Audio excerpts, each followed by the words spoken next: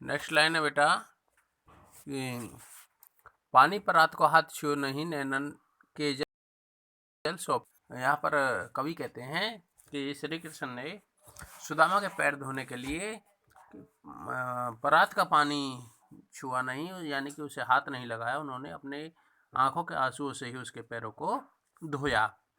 तो यहाँ तक आपको समझ में आ गया होगा। नेक्स्ट देखिए अगला पैरा। कछु भाभी हमको दियो, सो तुम काहे न देत, चापी पोटरी काख में रहे कहो के ही हेतु।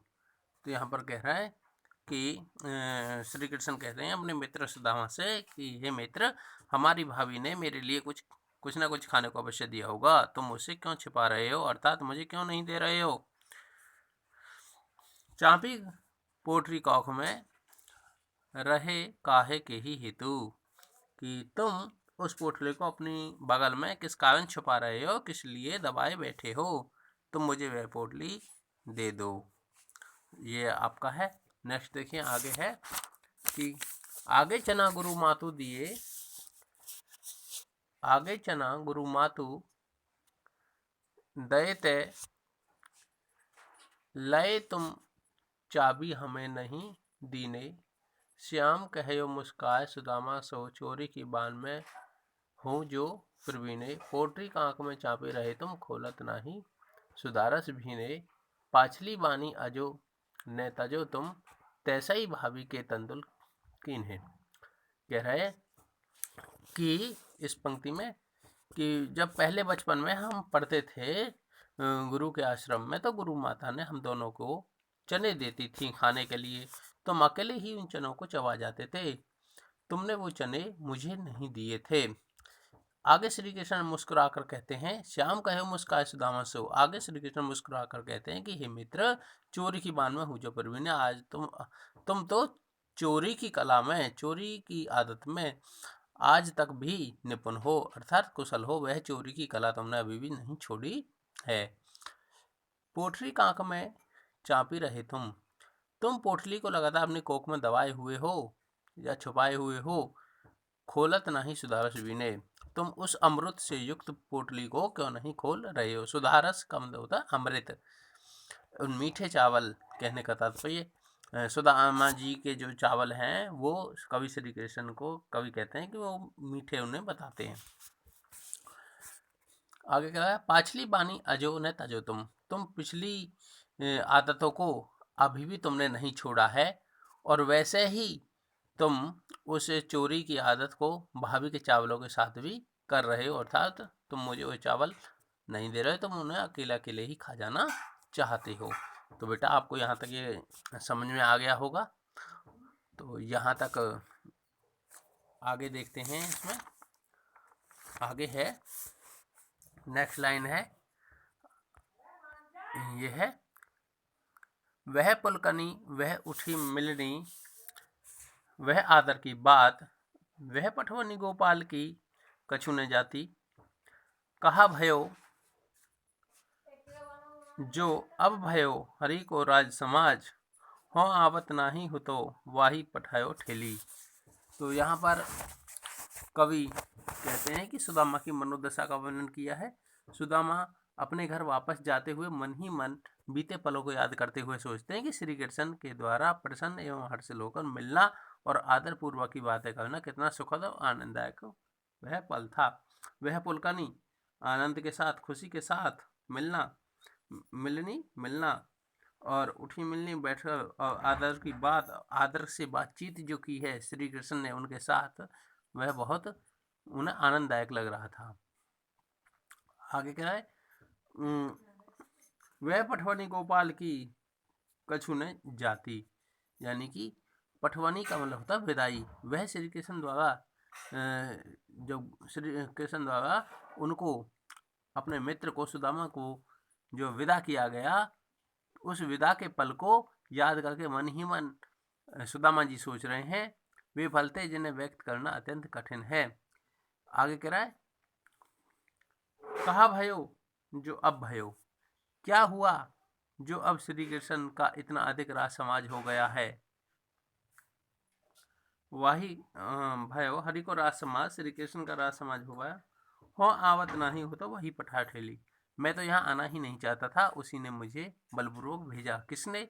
यानी कि उनकी पत्नी ने। उनकी पत्नी कह रही कि तुम्हारे मित्र तुम्हारे इस दशा में कुछ ना कुछ जरूर सहायता करेंगे, और इसलिए यहाँ पर बलराम सुदामा जी इस बात को कह रहे हैं। आगे है,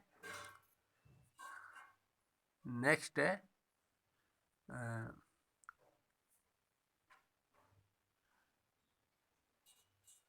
नेक्स्ट इसमें देखो बेटा, यहाँ दे रखा है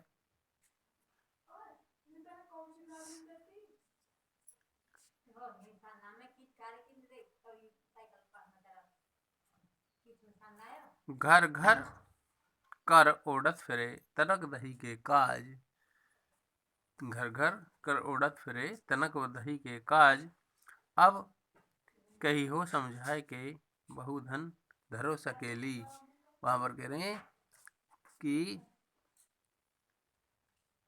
घर घर हर घर में, प्रत्येक घर में, कि यहाँ पर प्रत्येक घर में श्री कृष्ण दही और माखन के लिए घूमता फिरता था। अब उसके पास सब कुछ था, उसके घर में सब प्रकार की सुख संपत्तियां भरी पड़ी हुई थी। श्री कृष्ण की बात है यहाँ पर बेटा। आगे कह रहा है, हो आवत नहीं हो तो वह पठाही ठेली। अब कही हो समझाए के कि चहु धन धो सकेली। कि मैं तो आना नहीं चाहता था, मेरी पत्नी ने ही मुझे भेजा है, और मन ही मन समझा के कह रहा है कि श्री कृष्ण के पास अब बहुत धन आ गया है। तो यहाँ पर ये बात है। नेक्स्ट देखिए, वैसो ही राज समाज बने गजबाजी घने मन संभ्रम छायो। कंधों पर यो कहूँ मार्ग भूली कि फेरी के मैं अब द्वारका आयो। यहाँ पर कह रहा है कि जब सुदामा जी अपने वहाँ पहुँचते हैं घर के आसपास, तो देखते हैं श्री कृष्ण की लीला से वहाँ पर द्वारिका जैसा माहौल बन जाता है। वैसो ही राज समाज बने, जैसा द्वारका में था वैसा ही। गजबाजी घने वन संभव छायो। और गजबाजी, गज का मतलब होता है हाथी, बाजी घोड़े, घने बहुत चक्कर काट रहे थे वहाँ पर। मन संभ्रम छायो, चक्कर काट रहे थे, अर्थात आगे मन ही मन में सोच रहे हैं कि कैंधों पर हो कहूँ मार्ग भूली, कि मैं रास्ता तो नहीं भटक गया हूँ, कि फेरी के द्वारा ही मैं द्वारका तो नहीं आ गया हूँ। आगे यहाँ पर देखिए, कवि का कहने का मतलब है कि सुंदर भवन को देखकर उन्हें ऐसा लगता है कि वहाँ द्वारका दोबारा से नहीं पहुँचे, तो नहीं गए हैं। भवन बिलोकी वो को मन लोचत, अब सोचत ही सब गांव मझायो। और कह रहे हैं कि इसी प्रकार वो सोचते हुए अपना सारा गांव छान मारते हैं अपनी कुटिया को ढूंढने के लिए। पूछत पांडे फिर सब सौ पर, और वो प्रत्येक ब्राह्मण से सुदामा मतलब ब्राह्मण सुदामा सभी से पूछते हैं कि उसकी झोंपड़ी कहाँ है, लेकिन वो झोंपड़ी को ढूंढ नहीं पा रहे हैं। कहने का भाव बेटा ये है कि सुदामा जी की कुटिया महल में परिवर्तन हो गई है, तो वो मिलेगी कैसे। आगे है, नेक्स्ट लास्ट है बेटा। कहवे टूटी सी छानी होती कहे कंचन के, अब धाम सुहावत। कै पग में पनही ने हती, कहाँ ले गजराजहूँ ठाड़े महावत। कह रहा है कि कहाँ तो सुदामा की टूटी फूटी घास फूस की झोंपड़ी हुआ करती थी, अब वहां पर सोने के सुंदर महल सुशोभित हो रहे हैं। कंचन के अब धाम सुहावत, कंचन सोने के महल। क्या पग में पनही ने हती, कहे के गजरा बहु ठाड़े महावत। कहाँ तो उसके पैरों में जूते चप्पल तक नहीं थे, और अब उसके लिए महावत हाथी लेकर खड़े रहते हैं। वह पैदल नहीं अपितु हाथी पर सवार होकर चलता है।